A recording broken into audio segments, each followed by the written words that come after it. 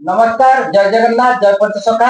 आम सहित जोड़ी आनंद महाराजा आपन को स्वागत जणे आम चैनल माध्यम रे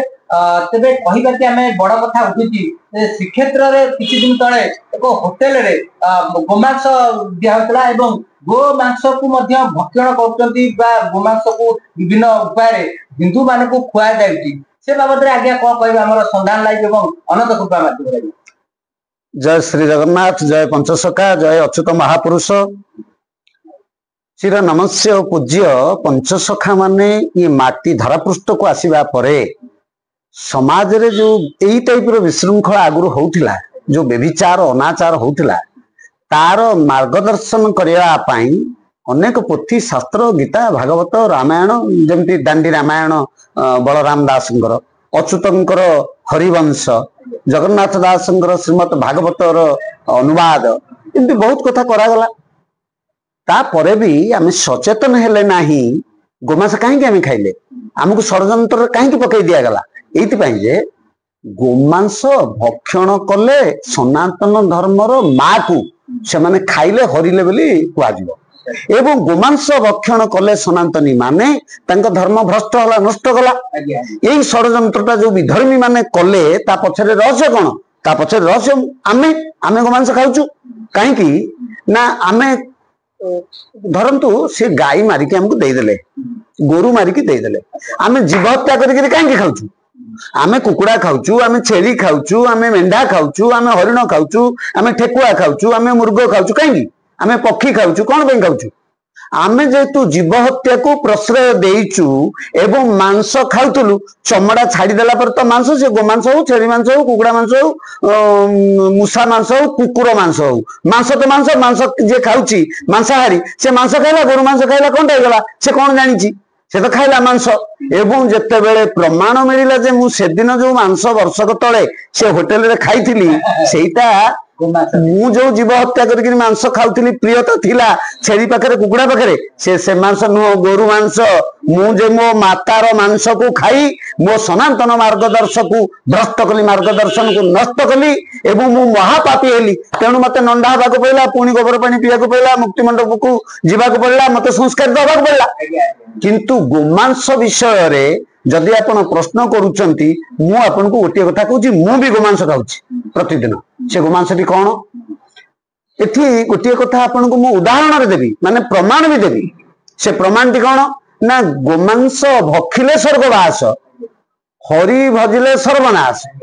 ये कथाटी कौन ए कथा ना मु कहूनी ये कथाटा आपण देखिबे समग्र विश्व दरबार रे महाजोगी जोगीराज लहड़ी महाशय जी महावतार बाबाजी आज को ज्ञानगंज हिमालय ज्ञानगंज 5000 वर्ष धरी युवक अवस्था बंचिचंती एवं ये लाहड़ी महाशय को 1858 मसीह हिमालय पाददेश रे महाजोगी महावतार बाबाजी महाराज डाकी निमंत्रण करी यांकु दीक्षित करैथिले ये जने इंजीनियर थिले इंग्रेज सरकार रे रेलवे विभाग रे चाकरी करथिले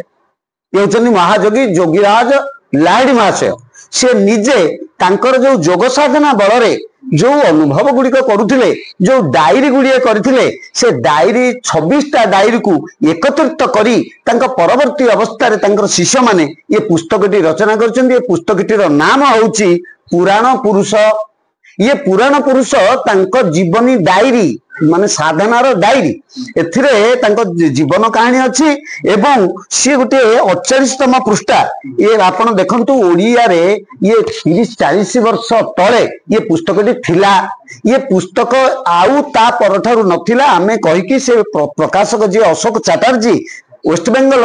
जोगीराज लाहड़ी महाशय शिष्य शिष्य से प्रकाशक तांको अनुरोध करिबा परे लक्ष्मी नारायण दास जी राउरकेला रे जोगीराजंकर शिष्य सी यार लेखक थिले ओडिया अनुवादक थिले तांकर पुओ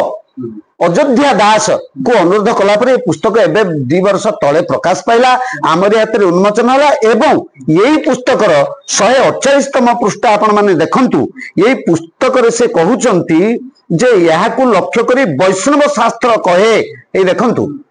वैष्णव शास्त्र कौन कहूची आपण माने देखंतु से गोमांस भक्षण कले केमती आपन को स्वर्गवास हब एटा आमे कहूनु ए कथाटा वैष्णव शास्त्र कहूची कौन ना गो भजने महापुण्य जाया थाकिते गृह शून्य गुरु मेरे स्वर्गवास हरि भजने सर्वनाश गो भजने महापुण्य जाया हरिणे महाशून्य गुरु बधिले स्वर्गवास हरि बधिले सर्वनाश अर्थात यही भली गोमांस भोजन कले महापुण्य हुए से गो कौन सी बुझाउचंती ए शास्त्र रे गो कहले जिह्वा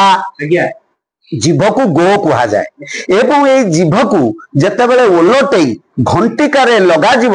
तलू जो खाद्य नाड़ार जो रंध्र एवं ऊपर को जो निश्वास प्रश्वास जीवार जो जोड़िए रंध्र ये तल रंध्र गोटे ऊपर रंध्र दुईटी को ये जीभ अग्रभाग रे बंद कर दिया जीव यही जोगटीर मुद्राटीर नाम होची कौन ना खेचेरी मुद्रा ये जीभ को एमती उल्टई घंटिकारे लगेवा द्वारा से किछि समय परे 10 प्रकार रस निग्रत हुए 10 प्रकार रस रे प्रथमे आसे लुणिया तापरे कषा पिता राग खट्टा मिठा दही क्षीर नड़िया रस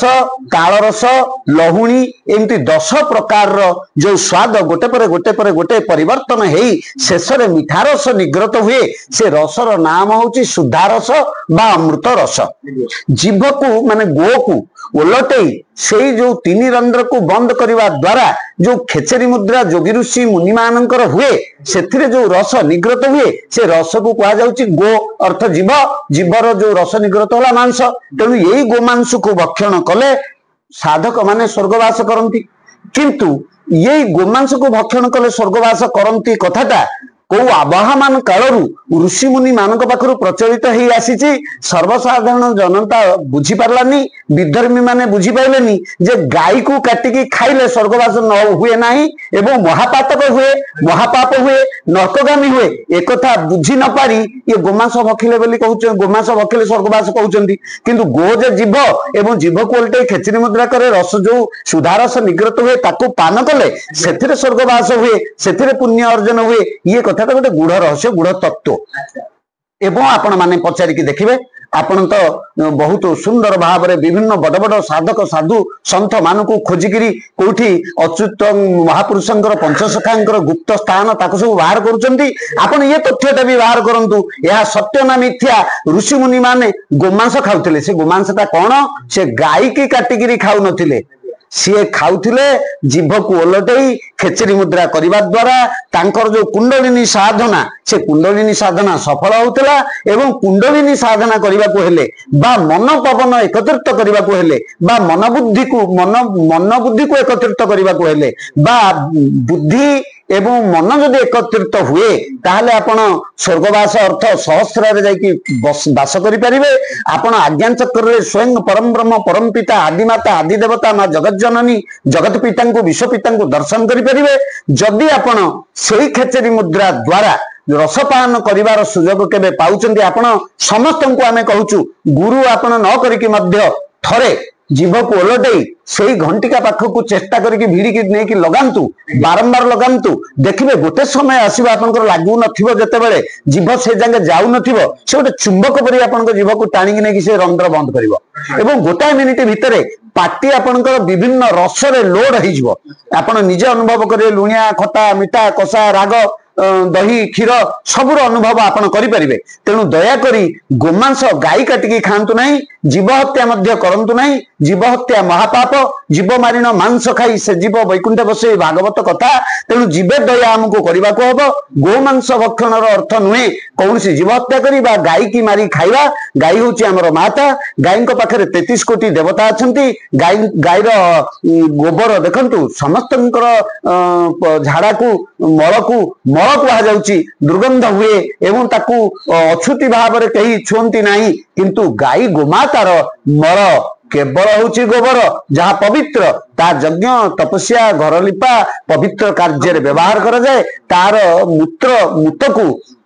नाना प्रकार रोग पाई प्रयोग करी मुक्ति मिले एवं गाई लांगुड़े पारी होती गाई देह 33 कोटी देवता बास करती तेणु गोमाता होती आमर माता द्वितीय माता सी तेणु माँ को हत्या न करी माँ मांस खाई आनंद हवा कथा न भावी ଆପଣ ଏଇ ଯୋଉ ତତ୍ତ୍ୱଟା ମହାଯୋଗୀ ଲାହିଡ଼ି ମହାଶୟ କହିଛନ୍ତି ଏବଂ ଏ କଥା ତ କେବଳ ଲାହିଡ଼ି ମହାଶୟ କହିନାହାନ୍ତି, ଏଇଟା ବୈଷ୍ଣବ ଶାସ୍ତ୍ର ମଧ୍ୟ ଆକୁ ପ୍ରକାଶ କରିଛନ୍ତି। ଦୟାକରି ଆପଣ ଗୋମାଂସ